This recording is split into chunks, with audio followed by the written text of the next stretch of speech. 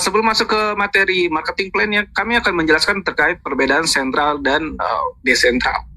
Pelajari perbedaan bisnis sentral dan bisnis desentral. Karena bukan berarti ketika sebuah bisnis tersebut itu menggunakan teknologi blockchain, menggunakan cryptocurrency, menggunakan Bitcoin, menggunakan Tron, Ethereum, dan lain-lain, itu adalah proyek desentral. Belum tentu ya. Kalau itu pakai blockchain ataupun kripto tapi dananya masih di manajemen oleh manusia, masih dipegang oleh manajemen ataupun perusahaan ataupun aplikasi, website dan lain-lain, itu masih sentral. Ya, jadi di dunia blockchain, dunia kripto juga pengelolaannya ada dua, secara sentral ataupun desentral. Oke. Ya. Nah, perbedaannya kita coba bahas satu persatu ya. Bisnis sentral itu ada pengelola dana atau manajemennya, sedangkan di bisnis desentral itu tidak ada pengelola dana ataupun manajemennya. Makanya di bisnis desentral itu nggak ada namanya tutupnya. Anda berbisnis di Metaverse ini mau transaksi jam 1 malam, jam 3 malam, jam 5 malam, bebas 24 jam ya. Ketika tereksekusi maka si pembeli akan mendapatkan aset digitalnya ataupun kafling digitalnya atau matrix taktilnya ya. Lalu si penerima haknya akan menerima hasilnya ya di detik itu juga. Lalu yang kedua, bagi hasil dilakukan oleh manusia untuk bisnis desentral ya. Di desentral ini bagi hasil dilakukan oleh smart contract. Nah, ini adalah kekuatan utama bisnis ini. Bagi hasil dilakukan oleh smart contract. Jadi bukan cuma smart contract dalam hal produk ataupun koin ataupun token, tapi bagi hasilnya teman-teman Bapak Ibu sekalian. Ya.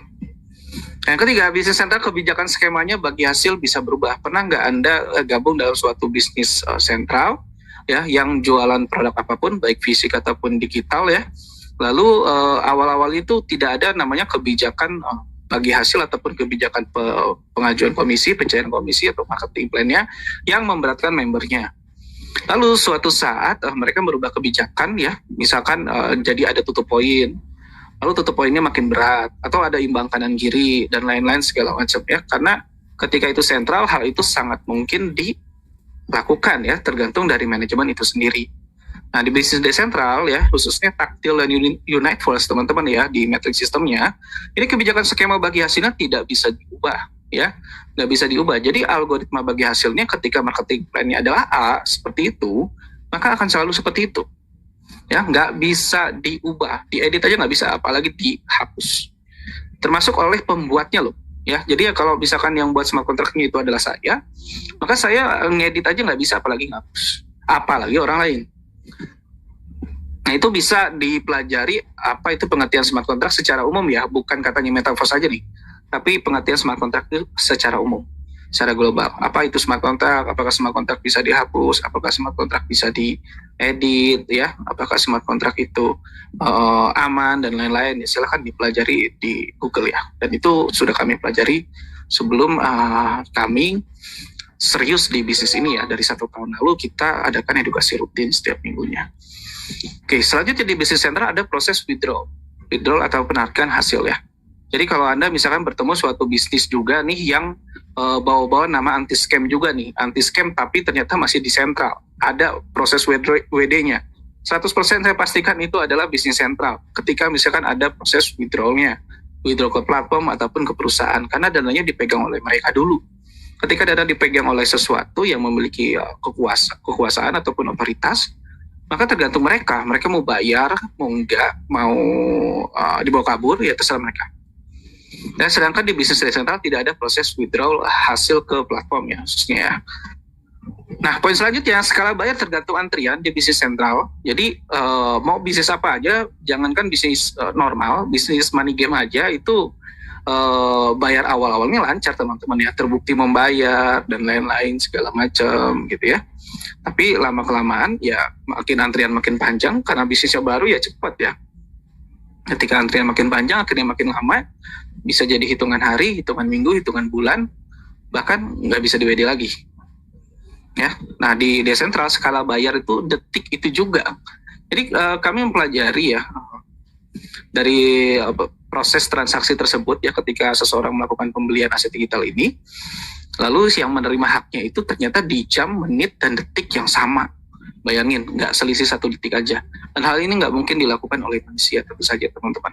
Sistem sentral aja yang bagi hasil otomatis misalkan oleh perbankan itu biasanya ada delay waktu. Ya, ini gila sih, detik gitu juga. Nah, makanya ini adalah bisnis masa depan sih. Nah, lalu bisnis sentral umumnya tidak transparan.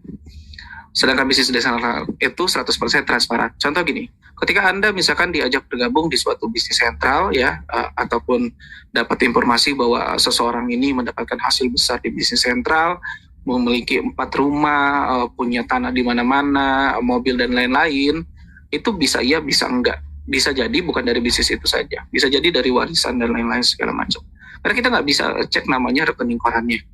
Ya, kita nggak mungkin minta ke mereka, Pak, coba saya lihat rekening korannya dong 1 tahun terakhir ataupun kayak gimana ya. Nah, nggak bisa.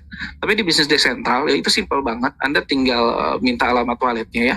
Itu bisa dipantau bukan cuman history dari saat itu ke belakang, tapi history saat itu ke depan. Jadi history in out di alamat wallet itu ya, itu kayak nomor rekening, pemasukan, pengeluaran itu bisa dicek 24 jam. Bahkan ketika Anda belum bergabung sekalipun. Ya, dan ketransparansian itu juga terjadi bahkan ketika Anda membeli asetnya, Anda bisa tahu siapa yang menerima hasilnya. Dan kapanpun Anda mendapatkan hasil, walaupun itu misalkan bukan dari pemasaran Anda bisa tahu ini dari pembelian siapa. Ya, karena basically bisnisnya ini adalah bisnis pemasaran, bukan bisnis investasi. Jadi kita masarin dulu ke 2-6 orang, setelah itu kita bisa dapat passive income dari sebagian omset mereka.